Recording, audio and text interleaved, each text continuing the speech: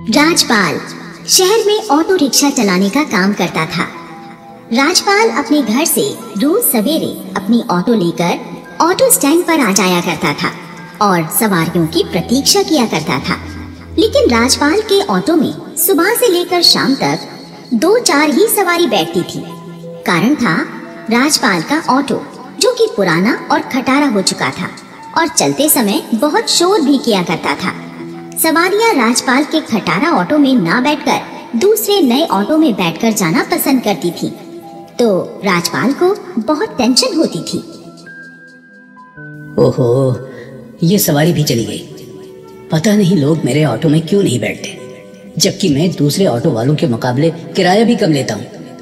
इस ऑटो से तो अब घर का गुजारा चलाना भी मुश्किल हो गया है। दूसरा ऑटो वाला राजपाल से कहता है, अरे राजपाल भैया, तुम्हारा ऑटो बिल्कुल खटारा हो चुका है। अरे भला कोई सवारी नए ऑटो को छोड़कर तुम्हारे खटारे में क्यों बैठेगी? ऐसा करो, तुम भी नया ऑटो निकलवा लो। राजपाल की आर्थिक स्थिति बिल्कुल भी अच्छी नहीं थी। वो अपनी गृहस्थी ही मुश्किल से चला पा रहा था, तो भला नया ऑटो निकालने की कैसे सोच सकता था। राजपाल दुर्गा माँ का पुजारी था, इसलिए वो अक्सर दुर्गा माँ के मंदिर जाकर दुर्गा माँ से प्रार्थना किया करता था। हे दुर्गा मैया, तुम अपने सभी भक्तों का कल्याण करती हो, मेरा भी कल्याण कर दो मैया। पुराने ऑटो की कमाई से तो मैं अपने परिवार का गुजारा भी नहीं कर पा रहा हूँ। मुझे नया ऑटो दिलवा दो मैया, मुझे नया ऑटो दिलवा दो। सुबह से शाम तक 2-4 सवारियों को ढोकर राजपाल जो भी पैसे कमाता, उस कमाई से शाम को 20 रुपयों का प्रसाद खरीदकर अपने घर जरूर ले जाता था। ये राजपाल का रोज का नियम था, क्योंकि राजपाल की पत्नी मीना भी दुर्गा माँ की परम भक्त थी। मीना और राजपाल दोनों मिलकर अपने घर में हर शाम देवी माँ की पूजा किया करते थे और देवी माँ को प्रसाद चढ़ाया करते थे। जय अम्बे गौरी मैया, जय श्यामा गौरी मैया, तुमको निस दिन ध्यावत हरि ब्रह्मा शिवरी। जय अम्बे गौरी। हे अम्बे माता, आप तो दुख हरता हो, मुझ गरीब के दुख भी दूर कर दो, मुझ पर भी अपनी कृपा कर दो। रात को जब राजपाल अपने बिस्तर पर लेटा हुआ होता है, तो राजपाल की 10 साल की बेटी पिंकी राजपाल के पास आकर कहती है, बाबा, आप मेरी स्कूल की फीस कब जमा कराओगे? अभी मेरे पास पैसे नहीं है पिंकी, मैं कोशिश करके जल्दी से जल्दी तेरे स्कूल की फीस जमा करा दूंगा। बाबा, फीस कल ही जमा करानी है।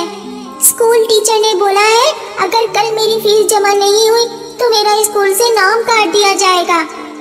पिंकी की बात सुनकर राजपाल चिंतित होकर कुछ सोचने लगता है और सोचते सोचते सो जाता है। सुबह को जब राजपाल काम पर जाने के लिए अपने ऑटो को साफ कर रहा होता है, तो मीना आ जाती है और कहती है, सुनो जी, 2 दिन बाद देवी माँ के नवरात्रि शुरू होने वाले हैं। मेरी इच्छा है मैं नवरात्रों के व्रत रखूं, कन्याएं खिलाऊं और पूरी श्रद्धा से माता रानी की उपासना करूं। क्या पता इस साल माता रानी हमसे प्रसन्न हो जाए और हमारे दुख दूर कर दे। तुम बिल्कुल ठीक सोच रही हो मीना, लेकिन नवरात्रि मनाने में तो काफी खर्चा हो जाएगा। मेरा तो काम ही चौपट हुआ पड़ा है, मैं इतने पैसे कहाँ से लाऊंगा? देखो जी, खर्चे की आप चिंता मत करो। मेरे पास सोने की वो अंगूठी रखी हुई है जो आपने मुझे सगाई पर पहनाई थी।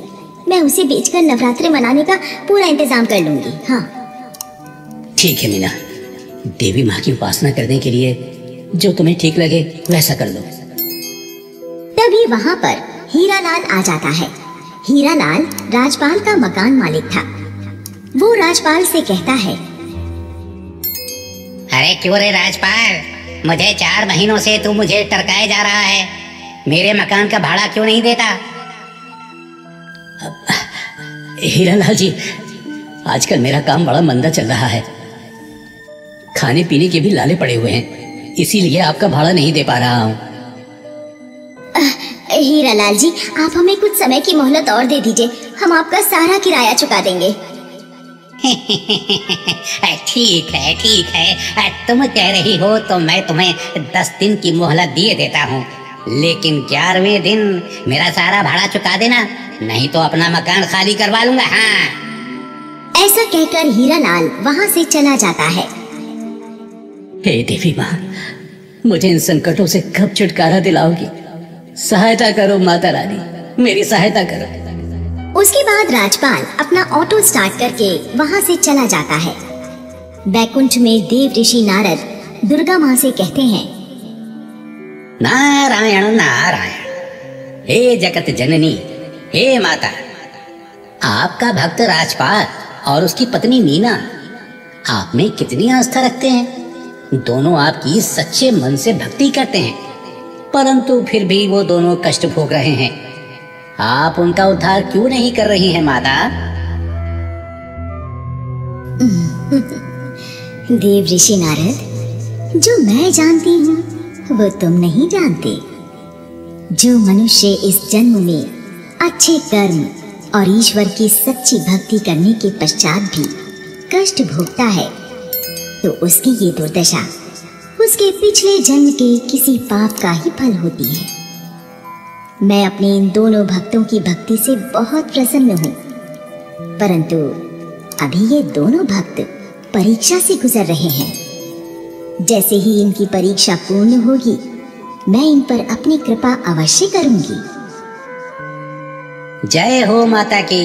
नारायण नारायण। राजपाल रेलवे स्टेशन के पास अपने ऑटो के बाहर खड़ा हुआ सवारियों का इंतजार कर रहा था। और भी 2 ऑटो वहाँ पर खड़े हुए थे। तभी एक बुजुर्ग महिला स्टेशन से निकलकर सड़क पार जाने लगती है। इतने में 2 बाइक सवार वहाँ आते हैं और पीछे बैठा हुआ बाइक सवार वृद्धा के सर पर जोर का डंडा मारता है और वृद्धा का पर्स झपट लेता है। उसके बाद बाइक सवार वहाँ से भाग जाते हैं। वृद्धा चोट खाकर सड़क पर गिर जाती है। राजपाल और दूसरे ऑटो ड्राइवर दौड़कर वृद्धा के पास जाते हैं और कहते हैं, अरे मार दिया। अरे अरे अरे अरे अरे, माजी कौन थे वो लोग जो आपको डंडा मारकर आपसे पर्स छीन कर ले गए? चोर उचक्के ही होंगे बेटा, तभी तो वे मेरा पर्स छीन कर ले गए हैं। आपको कहाँ जाना है माजी? आइए, मैं आपको अपने ऑटो में छोड़ दूंगा। अरे मुझे दुर्गा माँ के बड़े मंदिर में जाना है बेटा, पर अब तो मेरे पास पैसे भी नहीं हैं। क्या तुम बिना किराए के मुझे मंदिर तक पहुँचा दोगे? माता जी कैसी बातें करती हो, तुम पागल हो गई हो क्या? अरे हम फ्री में सवारियां ढोने के लिए थोड़ी ना ऑटो चलाते हैं। चलो भाई चलो, ये तो फ्री फंड की सवारी है। दोनों ड्राइवर वहाँ से चले जाते हैं।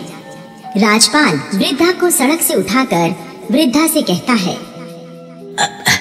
अरे माता जी, आप चिंता मत कीजिए, मैं आपको बिना किराया लिए दुर्गा माँ के मंदिर छोड़ कर आऊंगा। सच बेटा, तुम मुझे फ्री में छोड़ कर आओगे? क्या इससे तुम्हारा नुकसान नहीं होगा? नहीं नहीं, कोई नुकसान नहीं होगा माता जी, आप मेरी माँ के समान हैं। मैं आपकी मदद करूंगा तो माँ दुर्गा भी मेरी मदद करेंगे। आइए, अपना हाथ दीजिए माता जी। राजपाल वृद्धा को अपने खटारा ऑटो में बिठाकर चल पड़ता है और थोड़ी ही देर में दुर्गा मंदिर पहुंचा देता है। लो माँ जी, दुर्गा माँ का मंदिर आ गया। जुग जुग जियो बेटा, जुग जुग जियो। माता रानी तुम्हारी हर मनोकामना पूरी करे। तभी एक चमत्कार होता है। वृद्धा दुर्गा माँ का रूप धारण कर लेती है और राजपाल से कहती है, राजपाल, तुम अपनी परीक्षा में सफल हुए। मैं तुम दोनों पति पत्नी की भक्ति से अति प्रसन्न हूँ। तुम इसी प्रकार सदा पुण्य कर्म करते रहना। आज के बाद तुम्हारे सारे दुख दूर हो जाएंगे और मेरा आशीर्वाद सदैव तुम पर बना रहेगा। हे माता, आपने तो अपने दर्शन देकर मुझे गरीब को धन्य कर दिया। जय हो माता, आपकी सदा जय हो। और फिर राजपाल को आशीर्वाद देकर माता रानी अंतर ध्यान हो जाती है। राजपाल वापस जाने के लिए अपने ऑटो में बैठता है तो उसकी नजर पिछली सीट पर रखे एक बैग पर पड़ती है। राजपाल बैग खोलकर देखता है तो उसमें 2000 के नोटों वाली गड्डियां भरी हुई थी। राजपाल समझ जाता है कि ये नोट माता रानी ही उसके लिए यहाँ छोड़कर गई हैं। दुर्गा मैया, आपने तो मेरे ऑटो में बैठकर एक ही झटके में मुझे माला माल कर दिया। जय माता दी, जय माता दी। उसके बाद राजपाल के सारे दुख सुखों में बदल जाते हैं। राजपाल अपना नया घर खरीद लेता है और एक नया ऑटो भी निकलवा लेता है। अब राजपाल के ऑटो में खूब सवारियां बैठने लगी थी और राजपाल खूब बढ़िया कमाई करने लगा था।